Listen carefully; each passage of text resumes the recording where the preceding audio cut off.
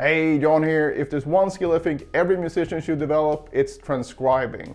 And in this video, I'm going to give you my top 5 tips for getting better at transcribing and also how you can incorporate it into your daily routine. Transcribing just means listening to a piece of music and figuring it out by ear. You definitely don't need to write it down for it to be beneficial, so don't let that stop you. Simply means that you just figure out music that you like by ear so you can integrate it into your playing and also really deepen your listening skills. Step number 1, choose something you're actually curious about.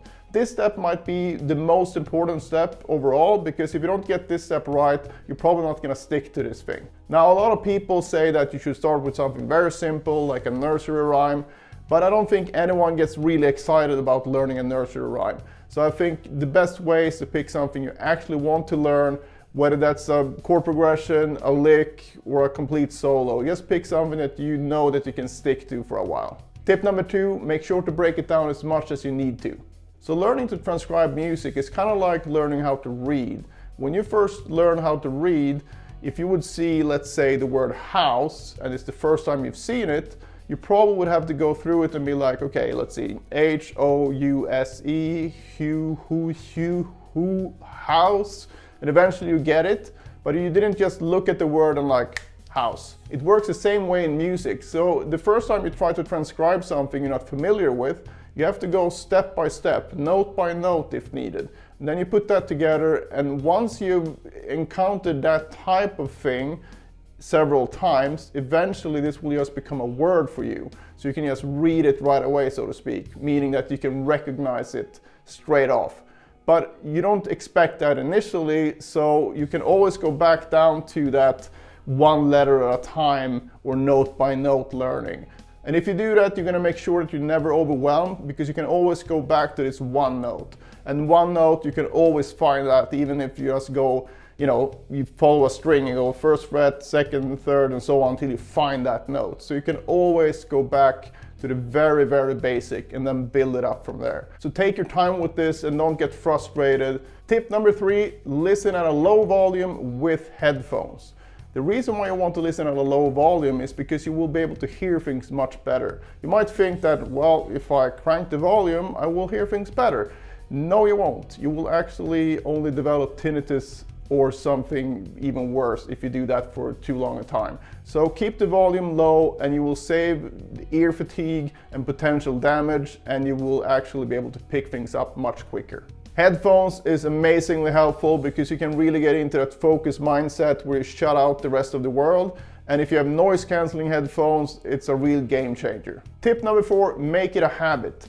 As with tip number 1, it's really important to make it a habit, because otherwise, if you just do it once or twice, that's not going to do much. But if you do it consistently, preferably every day, even if it's for a very short amount of time, that will make a huge difference in your ear and your musical knowledge. So what I would recommend here, and what I do myself, is that I put a minimum amount of time per day to do this. And my own minimum amount is 5 minutes per day, because 5 minutes is enough to make a difference if you do that every day for a year. But it's not so much time that it's going to wreak havoc to your overall routine. So you can always fit 5 minutes in. What I do is I get up in the morning, have a cup of coffee, and I connect that to my transcription. So already I get this good habit loop going in a way, because I connect it with my cup of coffee, which I love. And then I get down to transcribing something that I'm really curious about, which is also really cool. And then once I've done that, and usually I will sit there for more than 5 minutes, but even if I only do 5 minutes, that's fine, because then I've done my minimum amount and I've kept the ball rolling, so to speak. And also by doing this, I get a real shot of musical vitamins into my system, because I've learned something I'm curious about. That's point 1 again, why that's important. So I'm gonna be more inspired that day and come up with more cool ideas. The reason why choosing a time frame is better than a specific amount of notes or bars of music is because music is so different. So it's a very different task to transcribe 8 bars of a blues solo than 8 bars of a big orchestral piece. So the latter has way more information, of course, and will take way longer to do just because of all the extra notes. So that's why you're way better off choosing a minimum amount of time instead of a minimum amount of notes or bars of music. Tip number 5, the benefit is in the doing and not in the results. So this is more of a mental framework than a tip per se. But what I mean by this is that the act of doing this is more important than you getting it right. And this is very important to keep in mind when you do this, because especially if you're new at this, you're gonna make a ton of mistakes. And that might be very discouraging for you. You might feel like, well, maybe I'm not cut out for this, I can't do this and whatever. But that's not the case. It's just super important that you understand that. Because what I mean by the benefit is in the doing, it's by listening to music in this way, the depth you have to go to when you transcribe music is a very different muscle, so to speak, when it comes to using your ears than simply as taking in music by listening for fun, for example. So if you haven't done this before, you might not understand what I mean. But as you get into the habit of doing this, and this can be quite quick, you're gonna find that you start listening in a completely different way. So what we're training here is not really our ears, it's our brain, right? So your brain starts filtering out the unnecessary stuff that you don't need when you're doing your transcription. So you can actually hone in on the bass, you can hone in on the guitar, you can listen for harmonies and trying to find a particular note and a chord. So that muscle that you develop by doing that, that's what we're after. And it doesn't really matter if you get things wrong, because that's bound to happen, and that's part of learning.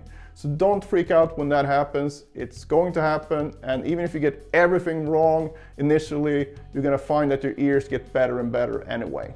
So when I started playing back in '92, this was the way you learn. And this was how older musicians taught me to learn as well. Sure, you had some books and videos, and you had, Guitar World magazine every month, but the chances that the exact song and lick or whatever you wanted to learn was actually available in print somehow was very slim.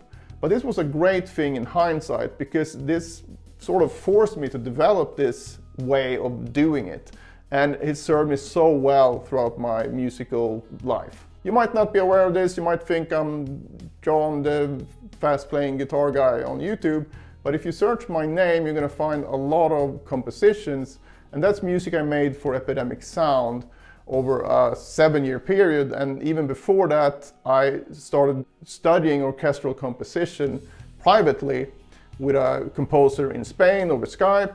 And he had me go through the harmony, the counterpoint, the orchestration and all that stuff.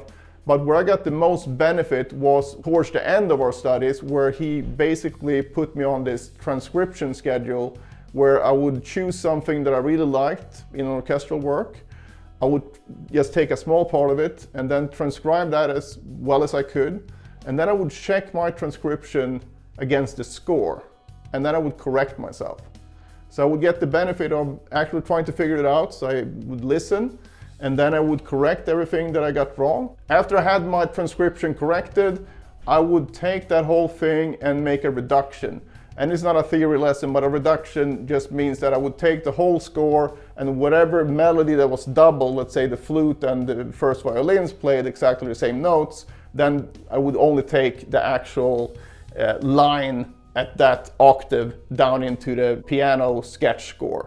And then I would analyze everything and make my own version, and then I would orchestrate my own version. So I basically reverse engineered the score. So with that background, I'm a huge believer in transcription, and it's done wonders for my ears and for my overall musicianship. So what I want you to do is to implement this 5-minute minimum of transcription every day. Whether you drink coffee or not, doesn't matter, but it's a good thing to get it going in the morning if you can, because then it's done.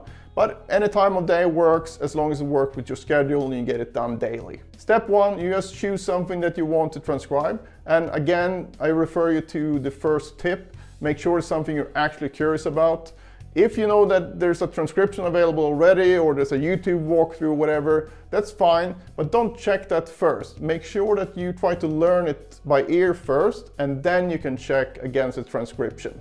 Also want to leave you with another very important tip here, is that never go past the note you're trying to figure out. And what I mean by that is that the note that you hear last when you listen to something, that's the note that's going to stick in your mind, and it's going to stick out much stronger than other notes. So if you have a 5-note lick, for example, and you figured out the first and second note, When you listen to that lick again, you want to make sure you stop right after the third note has been played. That's the note you're trying to figure out, so you don't want to go to note number 4 or 5, because then you're just gonna confuse your ear / your brain.